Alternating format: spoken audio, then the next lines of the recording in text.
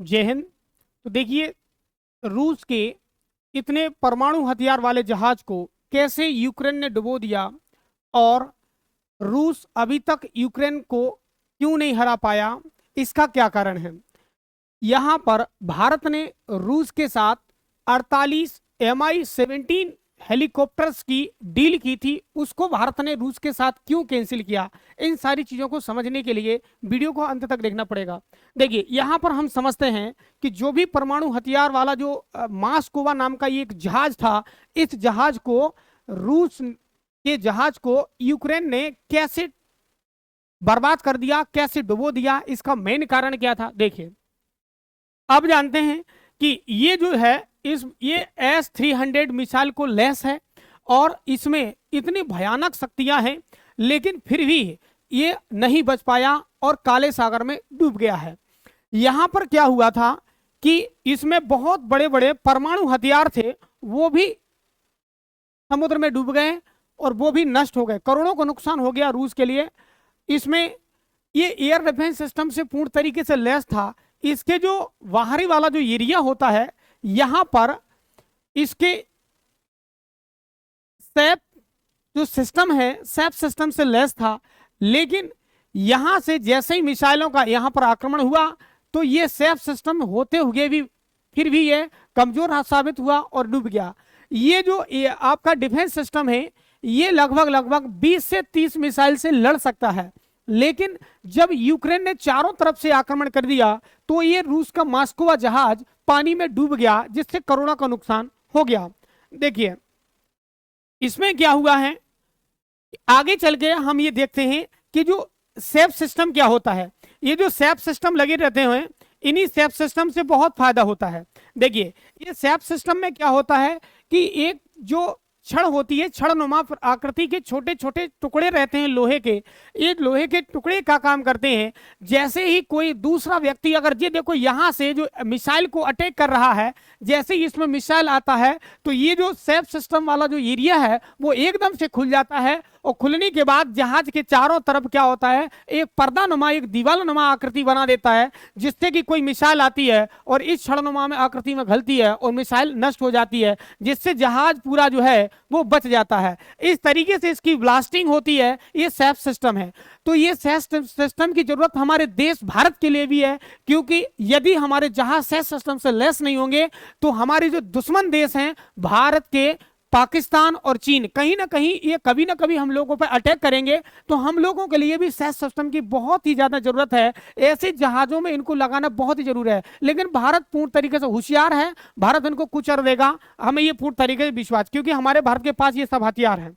देखो, आगे हम समझते हैं कि देखिए किस तरीके से ये जो सेफ सिस्टम है वो कैसे काम करता है। जैसे ये मिसाइल आ रहा है, इस मिसाइल के लिए यहां से वो सेफ सिस्टम होगा, इस मिसाइल को तोड़ देगा पहले ही, यानी कि पूरा जो जहाज है वो हमारा सेफ बच जाएगा और सेफ बच जाएगा और दुश्मन का हम सामना करेंगे। लेकिन जो मास्कोवा जहाज था रूस का, उसके पास सेफ सिस्टम भी था और उसके पास ये जो S-300 मिसाइल भी था, फिर भी ये डूब गया। इसका कारण समझिए। इसका कारण ये है क्योंकि यहां पर रूस ने क्या काम किया, जो यहां पर जो काला सागर है, जो काला सागर है, यहां पर रूस का जहाज जा रहा था। तो ये जहाज के लिए ये अमेरिका का जो यूएसए का है, यूएसए का यानी अमेरिका का जो सैटेलाइट है, इसी अमेरिका के सैटेलाइट ने जानकारी दे दिया यूक्रेन को।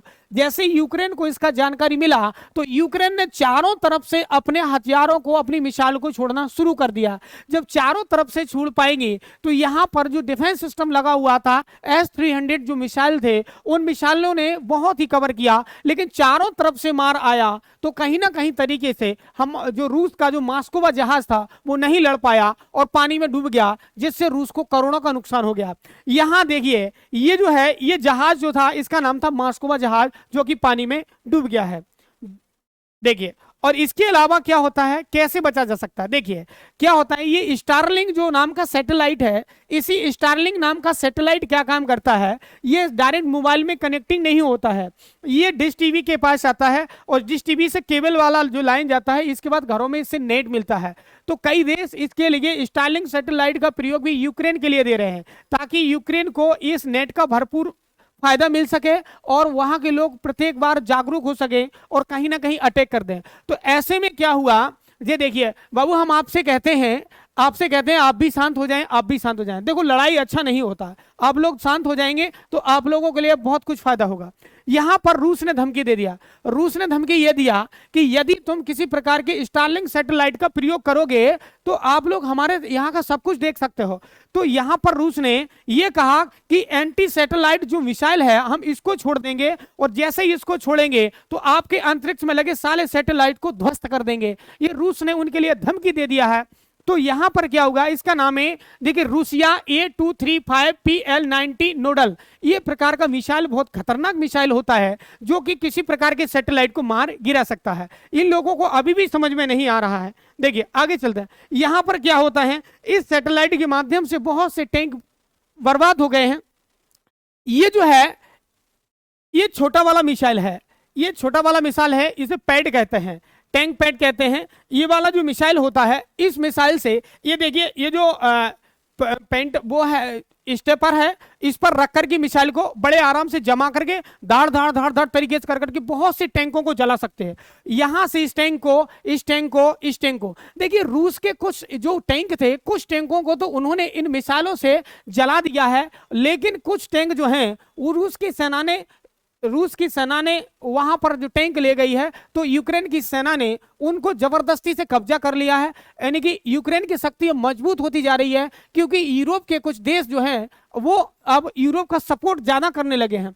रूस की अर्थव्यवस्था भी बहुत खराब होती चली जा रही है। यहां पर जितने भी जो टैंक हैं वो पूर्ण तरीके से जलते चले जा रहे हैं। रूस के पास हथियारों की थोड़ी कमी होती चली जा रही है, और रूस अपने जो पर्टिकुलर जो बड़े बड़े हथियार हैं उनका प्रयोग नहीं कर पा रहा है।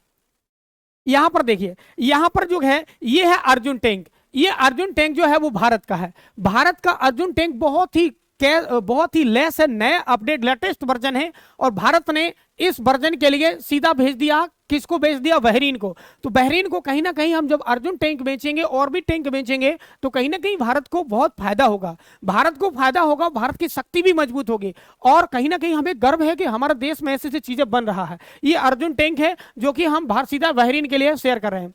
और भी देश हमसे मांग कर रहे हैं कि हमारे लिए ये भारत हथियार दे, लेकिन भारत के लिए अभी हथियारों की और भी जरूरत है।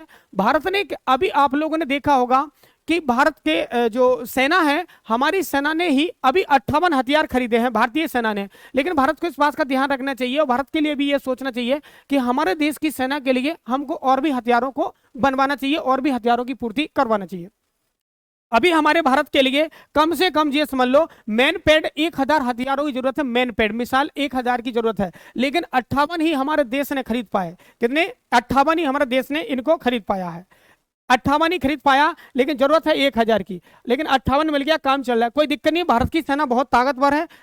आगे चल के हम यहां देखते हैं कि जो क्या नाम से आप लोगों का जो मिसाइल होता है, जो कि बैठे बैठ के यहां पर इसको पैड कहते हैं इसके लिए, जिसका नाम होता है मैनपुट। ये जो मैनपुट होता है ये बहुत खतरनाक होता है।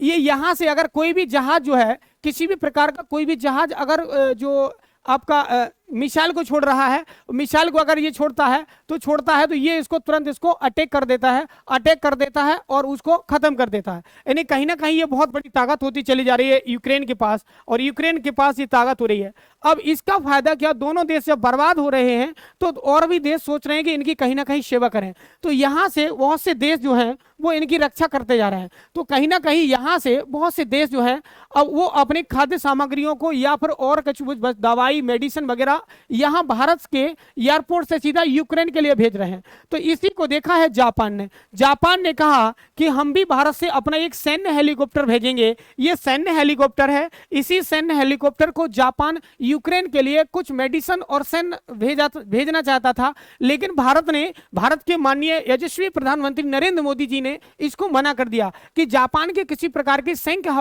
हवाई को हम यहां भारत में इंटर नहीं करने देंगे। तो जापान इससे रोस्ट होने लगा कि भाई आप क्यों नहीं जाने दे रहे हो। तो भारत ने कहा देखो हमारे दोनों ही व्यक्ति हैं, ना तो हम यूक्रेन से दुश्मनी मोल लेना चाहते हैं, ना ही हम रूस से दुश्मनी लेना चाहते हैं। हम तो भाई ऐसे हैं, हम किसी का साथ नहीं देना चाहते। ये बढ़िया किया आपने जो किसी का साथ ना दिया।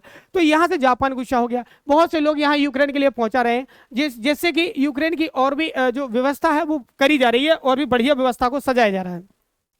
यहां पर क्या होता है कि जो यूक्रेन है, यूक्रेन और रूस में जो युद्ध चलते चलते 2 महीने हो चुके हैं, लेकिन युद्ध के विराम का कोई काम नहीं हो रहा है। तो यहाँ का जो पोलैंड जो है, पोलैंड क्या कह रहा है, पोलैंड ये कह रहा है भारत से कह रहा है कि भारत आप लोग ऐसा करिए कि G20 है, इसी G20 से रूस को बाहर कर दीजिए, रूस को बाहर कर दीजिए। तो भारत ने कहा कि भाई हम रूस को बाहर क्यों करेंगे, है? ये बताइए, ये पोलैंड खुद तो G20 का सदस्य नहीं है, यानी कुल मिला के खुद तो सदस्य नहीं है, और दूसरों से कह रहा है कि आप लोग रूस को बाहर कर दीजिए। हम रूस को बाहर क्यों करेंगे भाई, रूस को दुश्मनी क्यों मोल लेंगे, हैं? आप जब पोलैंड के लिए जब ब्रिटेन ने कुचला था प्रथम विश्व युद्ध में, तब कैसा लगा था इस लोगों को। ये आगे आगे बकबक मत करना, नहीं समझ लेना, कोई भी तुम्हारे लिए उड़ा देगा। देखिए, तो इस वीडियो में हमने समझा है कि किस तरीके से रूस का जो जहाज है वो डूब गया है, और अभी तक क्यों नहीं जीत पाया, क्योंकि रूस की जो शक्तियां, जो सैन्य शक्तियां हैं, वो लगातार कमजोर होती चली जा रही हैं, और रूस जो एंटर गाइडेंट जो मिसाइल है उनका यूज नहीं कर रहा है। रूस सोच रहा है कि छोटे छोटे हथियारों से काम चला के ही इस पर विजय प्राप्त कर ली जाए, लेकिन ऐसा नहीं होगा। यदि ये स्थिति 2-4 दिन और बिगड़ती है तो बहुत कुछ बड़ा हादसा होने वाला है, और भारत को भी समझ जाना चाहिए, भारत के लिए भी बहुत बड़े बड़े हथियार बनाने की जरूरत है, क्योंकि चीन और पाकिस्तान भारत की ऐसी दुश्मन है जो लगातार भारत को परेशान करते रहते हैं। तो हमारे पास भी ऐसा सेफ सिस्टम जैसा ये जहाज होने चाहिए, जो कि कोई भी मिसाइल अगर भारत में अटैक करती है तो हम उसको रास्ते में रोक करके मार गिराएं। जय हिंद, मिलेंगे नेक्स्ट वीडियो में, धन्यवाद।